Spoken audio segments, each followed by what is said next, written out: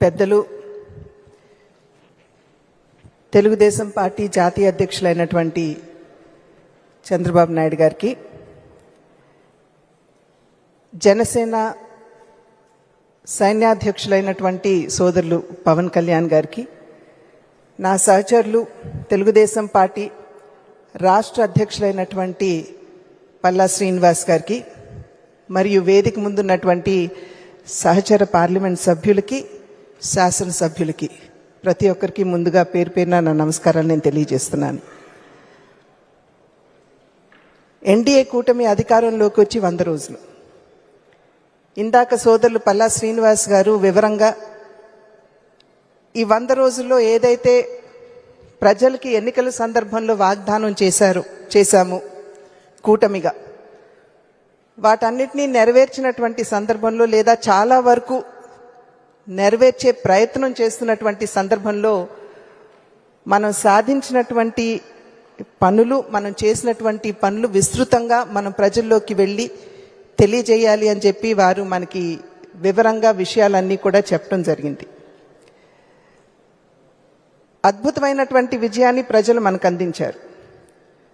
93% strike rate, 57% vote శాతం.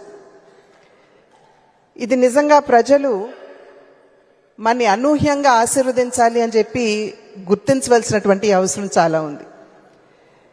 ఈ ఫలితం ఏదైతే మనం ఈ ఎన్నికల్లో చూసామో, ఇది కేవలం జయాపజయాలతో ముడిపడినటువంటి అంశం కాదు. ఇది ప్రజల యొక్క ఆకాంక్ష, అపేక్షలు ఈ యొక్క విజయంలో మిళితమై ఉన్నటువంటి విషయాన్ని ముందు మనమందరం కూడా గమనించవలసినటువంటి అవసరం ఉన్నది అని చెప్పి నేను గట్టిగా విశ్వసిస్తున్నటువంటి మాట. గడిచిన 5 సంవత్సరాల కాలం ప్రజలు, అదేవిధంగా ఆంధ్ర రాష్ట్రం ఏదైతే ఇబ్బందులు ఎదుర్కొందో, ఇక్కడ ప్రజలు ఎదుర్కొన్నారు. అభివృద్ధి అన్న మాటకి అర్థం లేకుండా పోవడం, పెట్టుబడులు రాష్ట్రంలోకి రాకపోవడం, పర్యవసానంగా మన బిడ్డలకి ఉపాధి అవకాశాలు లేకపోవడం, ఒక రకమైనటువంటి విధ్వంస వాతావరణం రాష్ట్రంలో ప్రబలి ఉండటం, అదేవిధంగా విద్వేషపూరితమైనటువంటి వాతావరణం కూడా మనం చూసాం. వాక్ స్వాతంత్రం ఎవరికీ లేదు. ఎవరైనా సరే గళం విప్పారంటే ఎస్సీ ఎస్టీ అట్రాసిటీ యాక్ట్ కావచ్చు, లేదా వారిని పిచ్చివారుగా ముద్ర వేసి ఏదో ఒక రకంగా అణిచివేత ధోరణి అవలంబించడం కావచ్చు, అదేవిధంగా మహిళలపై పెరిగిపోయినటువంటి అత్యాచారాలు, నాణ్యత లేనటువంటి మద్యాన్ని ప్రజల చేత తాగించి మహిళల పుస్తెలు తెగిపోయే విధంగా వారి యొక్క ప్రవర్తన, అన్నింటికీ మించి అవినీతి పేట్రేగిపోవడం మాత్రమే కాకుండా రాష్ట్రాన్ని ఆర్థిక ఇబ్బందుల్లోకి నెట్టివేసినటువంటి పరిస్థితి.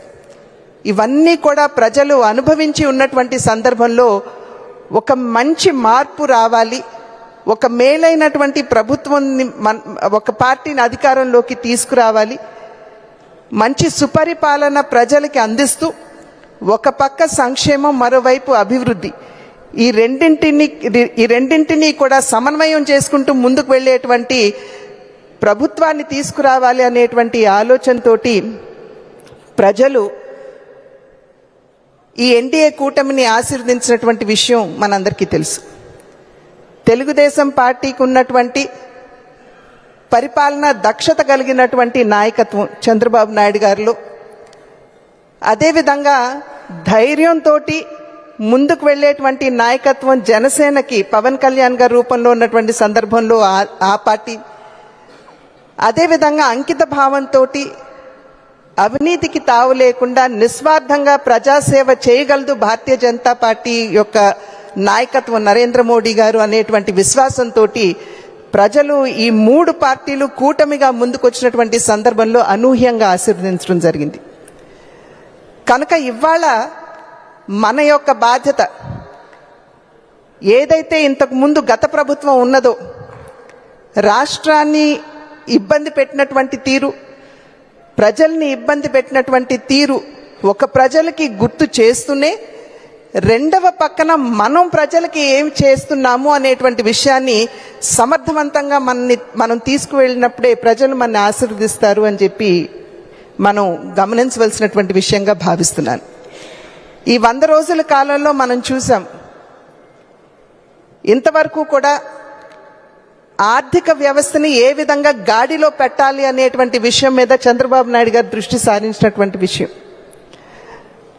భారతీయ జనతా పార్టీ తరఫు నుండి సత్య గారు ఆరోగ్య శాఖ మంత్రిగా ఉన్నటువంటి సందర్భంలో వారు నవ్వుతూ మా పార్టీ మీటింగ్లో చెప్పినటువంటి మాట, మా ఆఫీసర్స్ పేపర్స్ పట్టుకుని వస్తే నా దగ్గరికి పలానా చోట్ల డబ్బులున్నాయండి, ఇవి మనం కట్టొచ్చు అని చెప్తారేమో అని చెప్పి నేను అనేక సందర్భాల్లో నమ్ముతాను.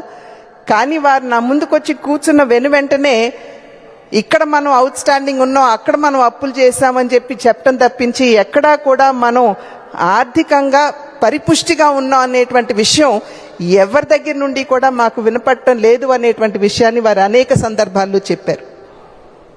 ఇవాళ కూడా మనం చూసాం, ముఖ్యమంత్రి గారు స్వయంగా చెప్పినటువంటి విషయం, ఏ విధంగా డిజాస్టర్కి అని చెప్పి కేంద్రం ఇచ్చినటువంటి నిధులు ఉన్నాయో వాటిని సైతం కూడా దారి మళ్లించినటువంటి పరిస్థితి ఇంతకుముందు రాష్ట్రంలో ఉన్నటువంటి విషయం ఇవాళ కూడా మనం మీడియాలో చూసాం. అయితే ఇవాళ పరిపాలనా దక్షత కలిగినటువంటి నాయకత్వం ఎన్డీఏ కూటమికి ఉంది. తప్పకుండా రాష్ట్రాన్ని గాడిలో పెట్టగలదు అనేటువంటి విశ్వాసం ప్రజల్లో ఉంది. అదేవిధంగా కేంద్రం కూడా ఇవాళ అన్ని విధాల రాష్ట్రాన్ని సహకరించడానికి ముందుకొస్తున్నారు. పోలవరానికి సంబంధించి 12,500 కోట్లు ఇచ్చిన, అదేవిధంగా అమరావతి నిర్మాణానికి కట్టుబడి 15,000 కోట్లు ఇప్పించడానికి ముందుకు వచ్చిన, రైల్వే జోన్ విషయం కావచ్చు, అదేవిధంగా విశాఖ స్టీల్ ప్లాంట్ కావచ్చు, ఈ విషయాలన్నింటి మీద కూడా దృష్టి పెడుతూ ఏదైతే రాష్ట్ర నాయకత్వం అపేక్షిస్తుందో దానికి అనుగుణంగా సంపూర్ణమైనటువంటి సహకారాన్ని అందించడానికి కేంద్ర ప్రభుత్వం కూడా సన్నద్ధంగా ఉన్నది. కనుక ఈ విషయాలన్నింటినీ కూడా మనం ప్రజలకి సమర్థవంతంగా మనం తీసుకువెళ్ళి చెప్పగలిగినప్పుడే ఒక పక్క మనకి సోషల్ మీడియా మాధ్యమంగా కావచ్చు, రెండవ పక్క మనకి మీడియా మాధ్యమంగా కావచ్చు, కానీ అన్నింటికంటే మిన్నగా కార్యకర్తల మాధ్యమంగా మనం ప్రజల వద్దకు వెళ్ళి విషయాలన్నీ తెలియజేసినప్పుడు ఖచ్చితంగా ప్రజలు అర్థం చేసుకుని రాబోయే కాలంలో కూడా మన పక్కన నిలబడతారు అనేటువంటి విశ్వాసం నాకు గట్టిగా ఉన్నది. కనుక ఆ సందర్భంలో ఈ 100 రోజులు మనం అధికారంలోకి వచ్చినటువంటి నేపథ్యంలో ఇటువంటి కార్యక్రమాన్ని నిర్వహించుకుని ప్రతి ఒక్క విషయాన్ని చర్చించుకుంటూ ఏ విధంగా ప్రజల వద్దకు వెళ్ళాలి అనేటువంటి అంశాన్ని ఒకసారి సమీక్షించుకుంటూ ముందుకు వెళ్ళటం అనేది ఇది స్వాగతించదగ్గ విషయంగా భావిస్తూ, ఇది ప్రారంభం మాత్రమే. పెద్దవాళ్ళు అన్నట్లుగా every journey begins with the first step. ప్రతి ప్రయాణం మొదటి అడుగుతో ప్రారంభం అవుతుందని చెప్పి ఏదైతే పెద్దలు చెప్తారో ఇది ప్రారంభం మాత్రమే. ఇటువంటి సమీక్షా సమావేశాలు కావచ్చు, లేకపోతే అవగాహన సమావేశాలు కావచ్చు, ఈ కూటమి ఖచ్చితంగా నిర్వహించుకుంటుంది అని చెప్పి విశ్వసిస్తూ నాకు ఈ అవకాశాన్ని ఇచ్చిన పెద్దలందరికీ, మీ అందరికీ పేరు పేరున ధన్యవాదాలు తెలియజేసుకుంటూ సెలవు తీసుకుంటున్నాను. జై హింద్.